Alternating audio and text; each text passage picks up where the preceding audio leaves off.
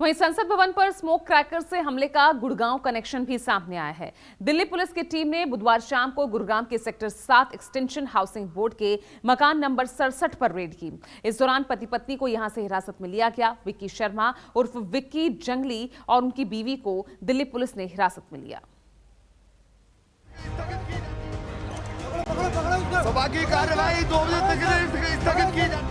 बुधवार को संसद में हुए स्मोक क्रैकर्स हमले की पटकथा साइबर सिटी गुरुग्राम में ही लिखी गई थी। संसद पर हमला करने वाले आरोपियों में से 5 आरोपी गुरुग्राम के सेक्टर 7 एक्सटेंशन के मकान नंबर 67 में ठहरे थे। ये पांचों आरोपी गुरुग्राम में रहने वाले विशाल उर्फ विक्की के दोस्त थे। विशाल अपनी पत्नी और एक बच्ची के साथ पिछले 18 सालों से गुरुग्राम के एक मकान में रहता है। फिलहाल दिल्ली क्राइम ब्रांच ने इस मकान में रह रहे विशाल और उसकी पत्नी राखी को हिरासत में ले लिया है। क्राइम ब्रांच की जांच में पता चला है कि विशाल उर्फ विक्की एक एक्सपोर्ट कंपनी में ड्राइवर की नौकरी करता था और उसकी आपराधिक पृष्ठभूमि भी रही है। यह भी बताया जा रहा है कि पांचों आरोपी अलग अलग समय पर गुरुग्राम के इसी मकान पर विशाल के घर पहुंचे थे। 5 लोग रुके थे। इस बात की नॉलेज हाउसिंग बोर्ड कॉलोनी किसी को नहीं है, पड़ोसी को भी नहीं पता कि कोई यहाँ रुका हुआ था, क्योंकि इससे कोई मतलब नहीं रखता था। यहाँ पे हाउसिंग बोर्ड कॉलोनी में इससे किसी का कोई मतलब नहीं था। ये दारू पीता है, सुबह शाम तक दारू पीता है, घरवाली को मारता है, पड़ोसियों को गालियां देता है। पड़ोसी खुद इससे परेशान है।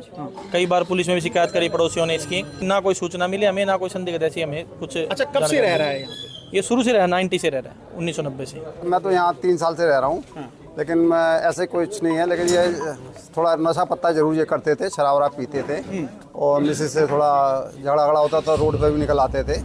ऐसा हमने कुछ ऐसी गतिविधि देखी नहीं इनकी इसके बारे में। ये हाउसिंग बोर्ड में जब अलॉट हुआ है मकान को, तब से रह रहे हैं, 89-90 से रह रहे हैं ये लोग। दिल्ली पुलिस विक्की शर्मा और उसकी पत्नी को हिरासत में ले चुकी है और पूछताछ के लिए दिल्ली ले आई है। विक्की शर्मा पर आरोप है कि संसद भवन में हमले के आरोपी विक्की के घर गुरुग्राम में रुके थे। आरोपियों के गुरुग्राम में रुकने की बात सामने आई तो गुरुग्राम पुलिस की तमाम एजेंसियां सतर्क हो गईं और विक्की शर्मा के घर पहुंचकर जांच शुरू कर दी। पड़ोसियों की माने तो विक्की झगड़ालू किस्म का शख्स है। हमें तो कोई पता नहीं है इसका क्या काम करता था। परिवार में और कौन-कौन लोग हैं इसके? एक इनकी मिसेज है, एक इनकी लड़की है। अच्छा, क्या कोई पिछले 4-5 दिन में कोई संदिग्ध गतिविधि आपने? नहीं, मैंने ऐसा कुछ नहीं देखा, ऐसा कुछ नहीं देखा। गुरुग्राम पुलिस ने विक्की शर्मा की बेटी से पूछताछ शुरू कर दी है। वहीं विक्की शर्मा और विक्की जंगली का आपराधिक रिकॉर्ड भी सामने आया है। साल 1980 से 90 के बीच वह फौजी गैंग का सक्रिय सदस्य बताया जा रहा है।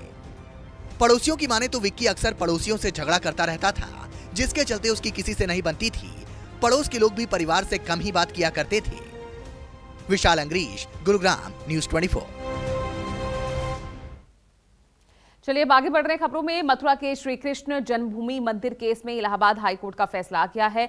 मथुरा स्थित श्री कृष्ण जन्मभूमि मंदिर और शाही ईदगाह मस्जिद विवाद पर कोर्ट ने शाही ईदगाह मस्जिद के विवादित स्थल पर सर्वे को मंजूरी दे दी है। कोर्ट ने विवादित जमीन का सर्वे एडवोकेट कमिश्नर के जरिए कराए जाने की मांग को भी मंजूरी दे दी है। कृष्ण जन्मभूमि के केस में जो शाही ईदगाह मस्जिद है उसमें एडवोकेट कमीशन के द्वारा सर्वे किया जाए, ऐसी हमारी मांग थी। आज माननीय इलाहाबाद हाईकोर्ट ने हमारी एप्लीकेशन अलाउ कर दी है और ये कहा है कि वहाँ पे एडवोकेट कमीशन का सर्वे जारी किया जाए। एडवोकेट कमीशन के सर्वे में कौन कौन होगा, कितने मेंबर पैनल बने, कितने बजे से होगा, कौन कौन उसमें जाएगा, वो सारे मोडेलिटीज कोर्ट 18 दिसंबर को तय करेगी। इलाहाबाद हाईकोर्ट का फैसला आते ही हिंदू पक्ष खुशी से झूम उठा।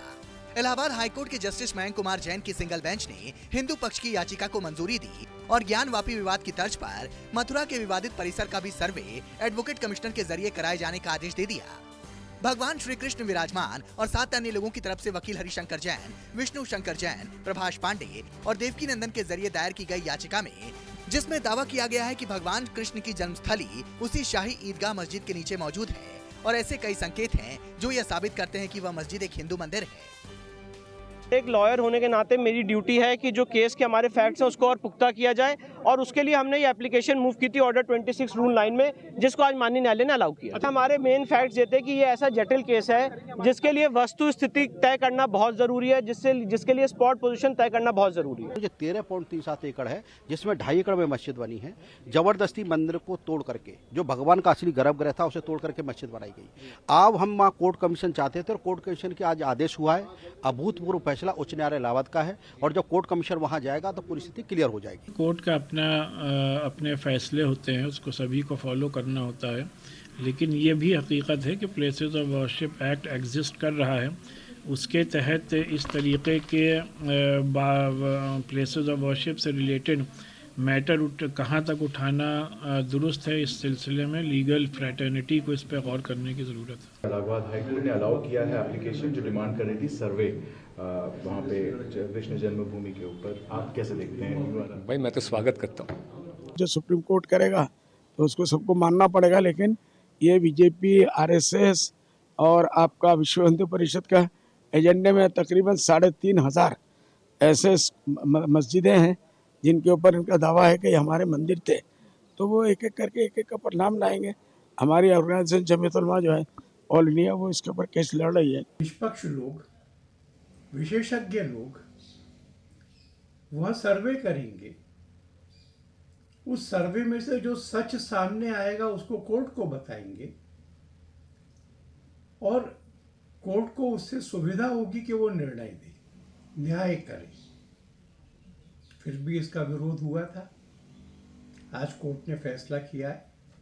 मैं मानता हूं कि सत्य और न्याय के पक्ष का ये फैसला है। हिंदू पक्ष की याचिका में दावा किया गया था कि वहां कमल के आकार का एक स्तंभ है जो कि हिंदू मंदिरों की एक विशेषता है और शेषनाग की एक प्रतिकृति है जो हिंदू देवताओं में से एक है और जिन्होंने जन्म की रात भगवान कृष्ण की रक्षा की थी। याचिकाकर्ताओं ने सर्वेक्षण की पूरी कार्यवाही की फोटोग्राफी और वीडियोग्राफी कराने का भी अनुरोध किया है। इलाहाबाद हाईकोर्ट ने इसी साल मई में मथुरा की अदालत में लंबित श्री कृष्ण जन्मभूमि शाही ईदगाह मस्जिद विवाद से जुड़े सभी मुकदमे अपने पास स्थानांतरित कर लिए थे। पंकज चौधरी, प्रयागराज, न्यूज़ 24।